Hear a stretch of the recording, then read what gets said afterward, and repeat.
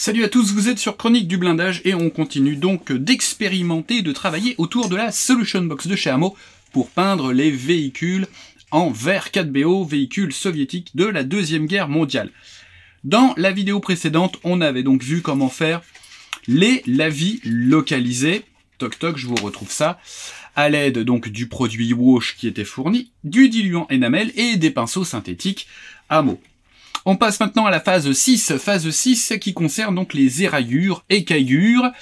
Et je vous dis donc, je vous lis ce qui est indiqué dans la Solution Box. L'opération d'écaillure est assez variée et s'applique par le biais d'une large gamme de techniques et de produits.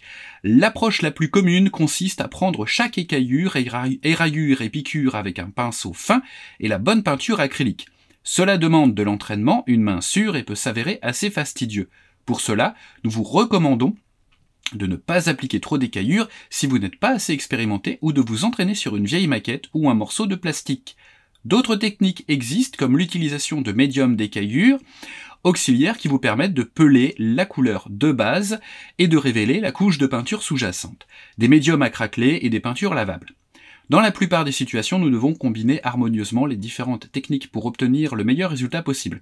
Vous devez presque toujours utiliser un pinceau et une couleur d'écaillure, alors il est temps de vous entraîner. Effectivement, c'est une phase qui va être peut-être un petit peu fastidieuse, mais qui va nous révéler un petit peu, qui va donner un petit peu plus de vie à notre modèle et notamment son côté opérationnel. Alors, on nous fournit la teinte dans la Solution Box. Cette teinte, la voici, donc le Hamo 0044 Chipping, donc une couleur qui est un petit peu brun noir, un petit peu plus brun. Moi d'habitude j'utilise cette couleur là de chez Panzeri 6 qu'on trouve dans la gamme Prince Auguste, le Track Primer 304. Donc vous voyez, il y a un petit écart, alors il faut regarder voilà la couleur que ça donne. Il n'y a pas un si gros écart que ça. Si j'ouvre le flacon, on va voir un petit peu de peinture, voilà. Donc il n'y a pas un écart énorme entre les deux.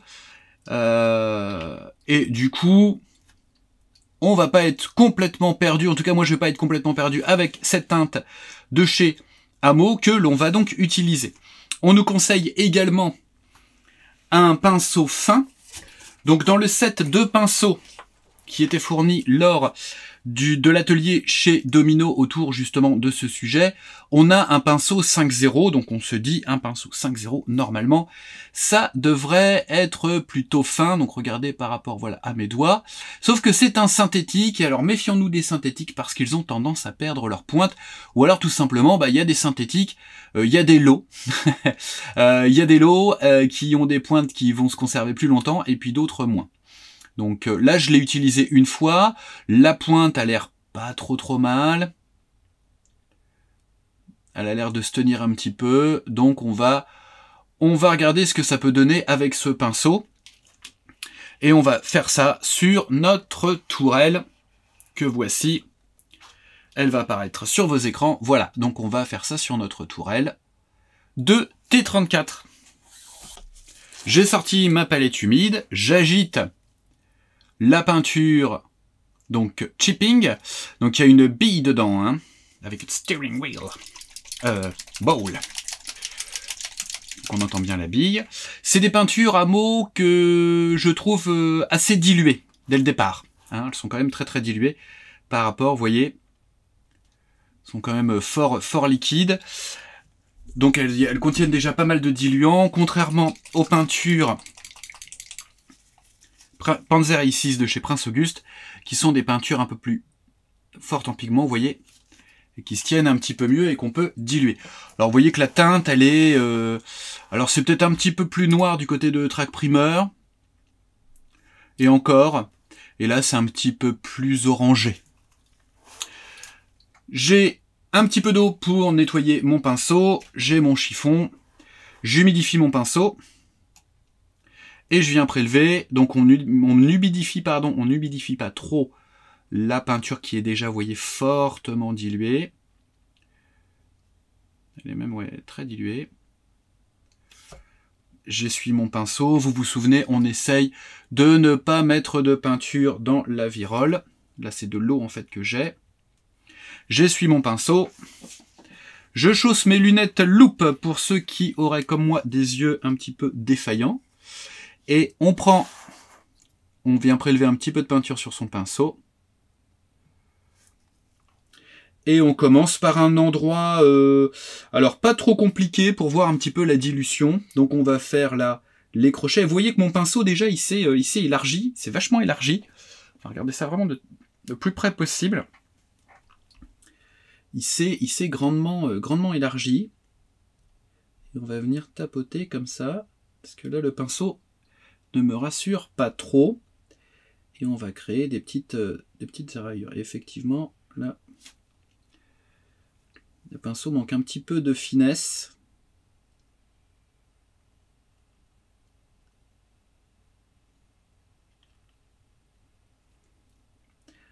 Alors, on fait vraiment des éraillures poil de cul. Hein. C'est-à-dire qu'on essaye de faire des petites choses. Moi, je ne suis pas trop un amateur des grosses éraillures. Alors, certes, ça se voit moins. C'est moins visuel. Mais moi, je trouve ça quand même un petit peu plus réaliste. Parce que des fois, on se retrouve avec on voit des modèles avec des très grosses éraillures, genre gros coups de pelle, à des endroits en plus un peu incongrus.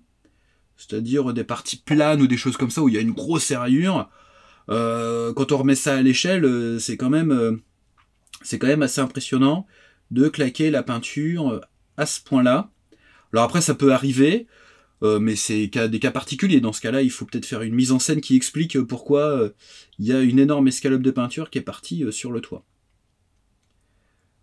Donc on fait ça sur les arêtes, tout ce qui est bord de plaque, etc. C'est là où la peinture peut s'user. On évite de faire quelque chose qui est trop homogène. Le côté systématique des éraillures, visuellement, ça perd de son intérêt. Alors, d'un point de vue réalisme, c'est totalement inintéressant, hein, mais ça perd de son intérêt. C'est-à-dire que ce qui est vraiment sympa, c'est par exemple là, l'angle, on se dit quand même que l'angle, il y a peut-être l'équipage qui est monté par là, etc.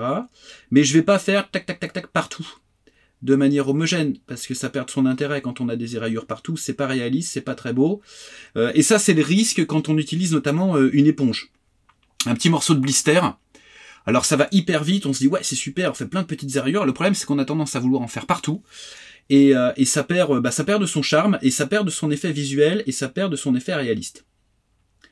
Donc à la manière de Mario Hens qui m'avait expliqué ça une fois. Quand je lui ai dit, ouais, mais tu sais, avec un morceau d'éponge, ça peut être super bien. Mais il dit, petit padawan, jeune fou, utilise le pinceau parce que tu peux contrôler.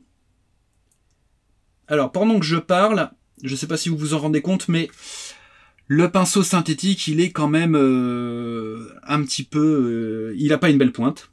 Vous voyez, la pointe, elle est quand même... là, elle s'élargit vachement. Donc, je vais faire une entorse. C'est le plus petit pinceau qu'il y avait dans ce set. Je vais être obligé de faire une entorse parce que je suis pas à l'aise. Donc, des fois, quand on n'est pas trop à l'aise, on cherche pas trop à s'acharner. Je vais utiliser un vrai pinceau. Un pinceau en poil de martre. Donc, les pinceaux Master, les Tobolowsky Kolinsky, à vos souhaits, en 0. Donc, vous voyez, on n'est plus sur du 5-0, on est en 0 et ça va suffire. Parce que regardez-moi cette belle pointe, et il est pas neuf, hein. Il n'est pas neuf, mais il se conserve très bien et la pointe se conserve très bien. Alors en plus, ce qui est risqué avec un pinceau qui n'a pas une belle pointe, c'est que là, on est quand même sur une peinture qui est déjà assez fluide, je trouve peut-être un petit peu trop, qu'on n'a pas forcément eu besoin de diluer. Donc c'est aussi le risque de relâcher trop de peinture. Et là, on y va. Et là, c'est le plaisir de faire des toutes petites éraillures avec ce pinceau. Donc on fait le bord des plaques en mettant son pinceau quasiment perpendiculaire en fait au bord de la plaque et on tapote comme ça là où on veut des éraillures. Pareil au niveau de la fermeture, du système de fermeture de la trappe. Ça c'est des éléments qui sont souvent sollicités, donc ils s'usent. La peinture va s'user plus vite ici. Alors après, malgré tout, c'est exagéré par rapport à la réalité. qu'on soit bien d'accord.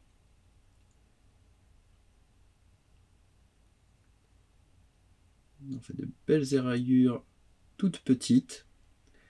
Donc c'est pour ça que c'est assez long. Faut pas hésiter régulièrement à rincer son pinceau, parce qu'on a une partie de la peinture qui va sécher dessus. On recharge en peinture, on fait dégorger l'excédent de peinture, et on revient sur sa pièce pour faire de toutes petites éraillures. Ah, c'est une peinture qui est vraiment très très fluide, je vais la prendre pure en fait. Et on vient comme ça faire de toutes petites éraillures, à peine perceptibles. Mais c'est aussi ça l'intérêt. Là, sur le cerclage, le cercle là, on va aller un petit peu plus. Sur la trappe, on peut rajouter des petits coups ici et là, toutes petites choses. Là, je suis allé un petit peu loin sur mon truc. Hop, juste des petits coups comme ça. C'est à peine, vous avez vu, ça doit être à peine perceptible. Là, je suis pas hyper content de ce que j'avais fait là-haut. C'est un petit peu trop gros, donc je vais rajouter des toutes petites autour.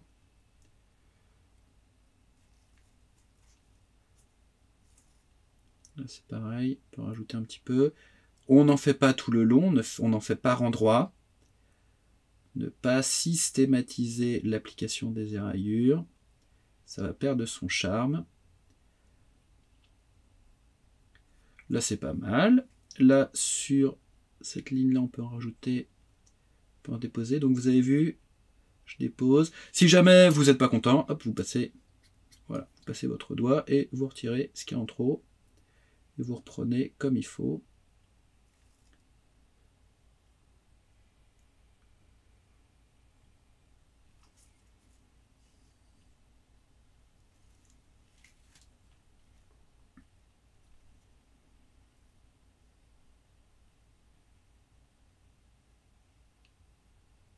Qu'elles soient toutes petites. Alors moi, j'adore les éraillures quand elles sont vraiment toutes petites. Hein.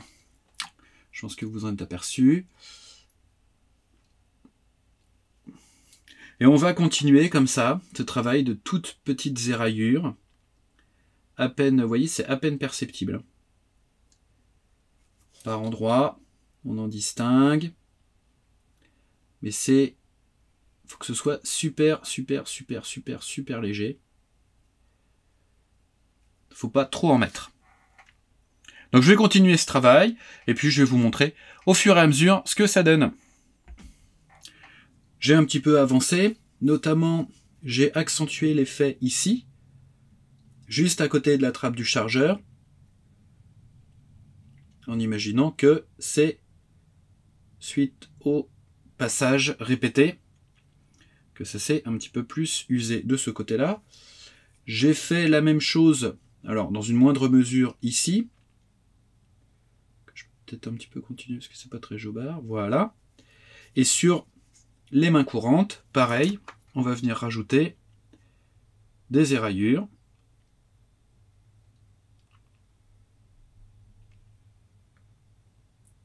Attention, pareil, pas le côté systématique. J'en mets pas forcément partout. Je m'arrête au bon moment, même si j'ai envie d'aller plus loin. Je me laisse le temps de prendre un petit peu de distance, de regarder est-ce que ça va, est-ce que ça va pas. Moi, pour moi, ça va, ça me convient. On va rajouter des éraillures ici. Sur les crochets de levage, pareil. Là, sur la main courante. On va accentuer sur la zone du milieu, en se disant que c'est souvent par là que le chargeur attrape la poignée pour monter.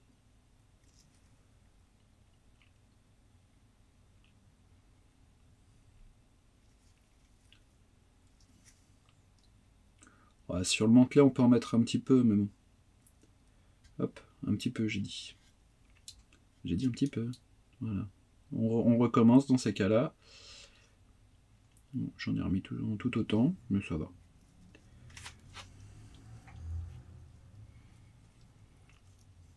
Pareil, on évite le côté symétrique, donc on va mettre quelques éraillures plutôt en bas.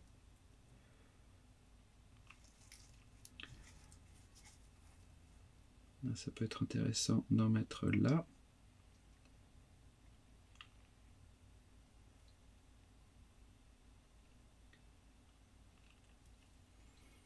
Bon, sur le canon, on peut se faire une petite éraillure, histoire de dire. Éraillure, pour vous montrer les éraillures en long, comme ça. Hop, vous l'avez pas vu. Elle est là. Si la mise au point veut bien se caler.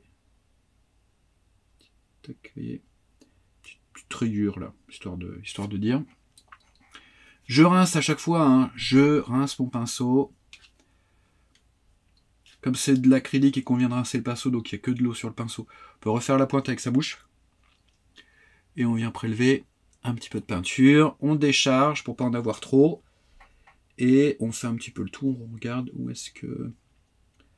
Je n'ai pas forcément envie de mettre trop d'éraillures sur les côtés de la tourelle. Ça ne se justifie pas.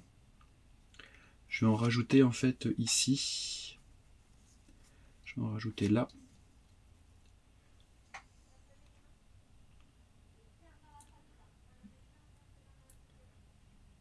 Que là l'équipage peut souvent donner des petits coups de botte, mais pas des coups de pelle. Pareil sur les systèmes de fixation. On en met. Voilà, là j'estime que mon travail d'éraillure sur la tourelle est terminé. J'ai accentué à certains endroits donc l'effet d'usure. Notamment, vous voyez ici, j'accentue aussi l'effet d'usure un petit peu là. C'est d'ailleurs pas forcément très folichon ce que j'ai fait. C'est pas qu'il n'y en a pas assez, c'est que je trouve pas ça hyper réaliste. Voilà. Donc j'ai juste, vous voyez, j'ai juste un petit peu rajouté, et là je trouve que ça me va un petit peu mieux. On peut même peut-être la faire descendre, ça peut être pas mal.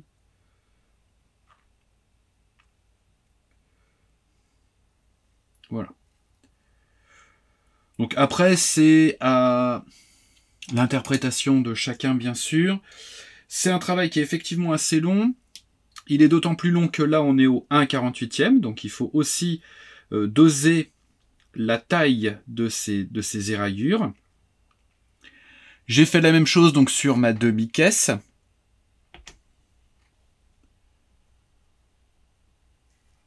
Donc notamment au niveau des trappes. Alors comme ça brille en fait, ça ne voit pas. Si vous voyez là. Au niveau des trappes, d'ailleurs, je me dis que je vais peut-être accentuer un petit peu au niveau de cette trappe ici.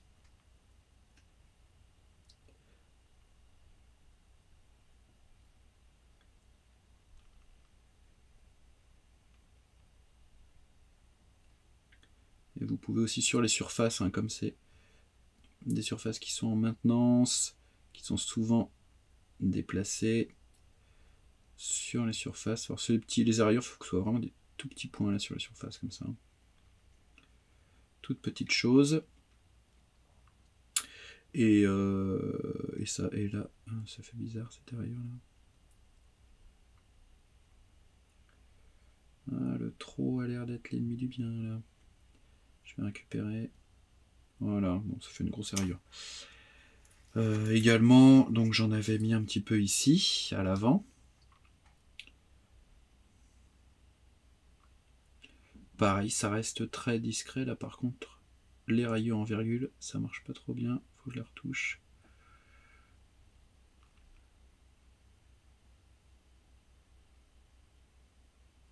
Vous voyez, la méthode d'application, c'est vraiment donne des petits coups. Et il y a un coup sur 3 qui marque. Mais c'est un petit peu l'idée.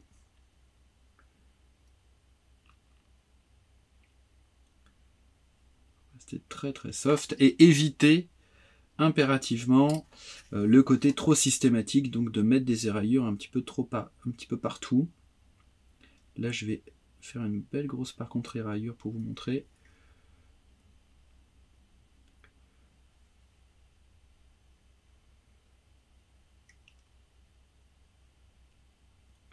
Voilà, la pièce là, elle est bien abîmée comme ça.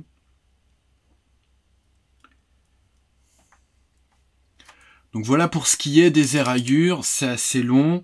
Il faut réfléchir un petit peu au positionnement des éraillures, donc souvent c'est autour des plaques.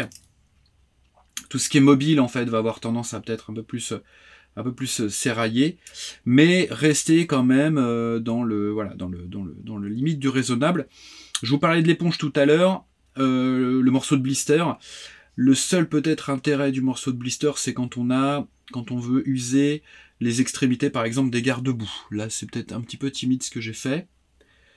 Je vais reprendre un peu, notamment l'angle ici.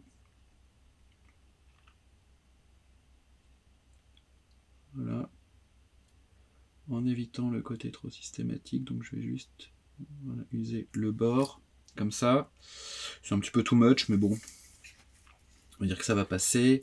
Là, pareil, je l'avais fait ici, je crois.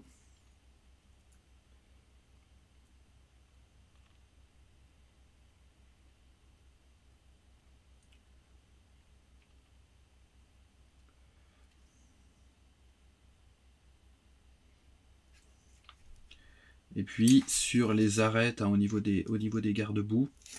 Et le coffre également. Hein. Il ne faut pas hésiter. Là, pareil, c'est une pièce qui est mobile, donc j'ai un petit peu abîmé l'extrémité ici. Je vais repasser un petit coup. Voilà. Là, pareil, sur le raccord là, entre les deux garde-boue.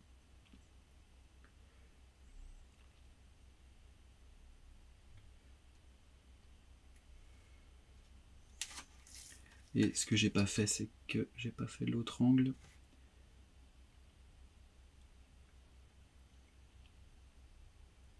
Donc là, je fais juste circuler mon pinceau, je l'ai mis perpendiculaire à l'arête. Et hop. Voilà.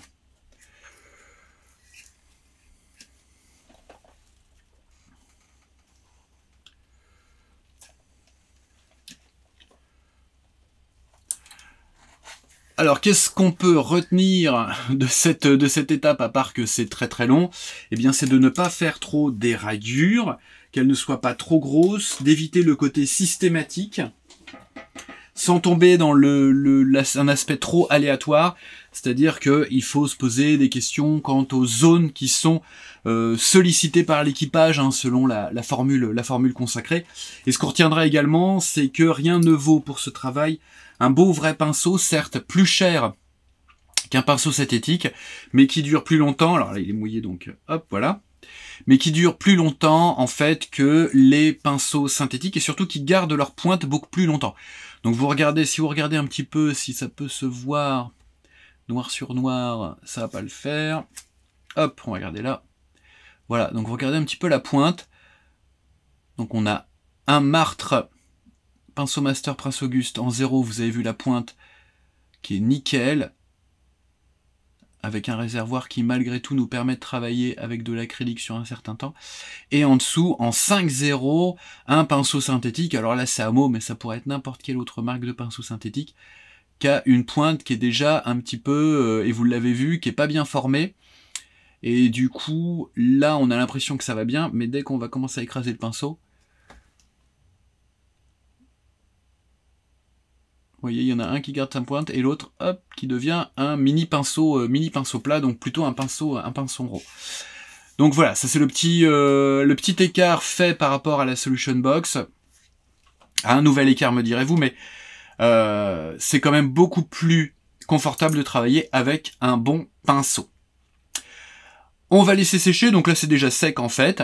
Et dans la prochaine vidéo, là on va attaquer les coulure, donc on va commencer à travailler sur l'empoussiérage de notre T34.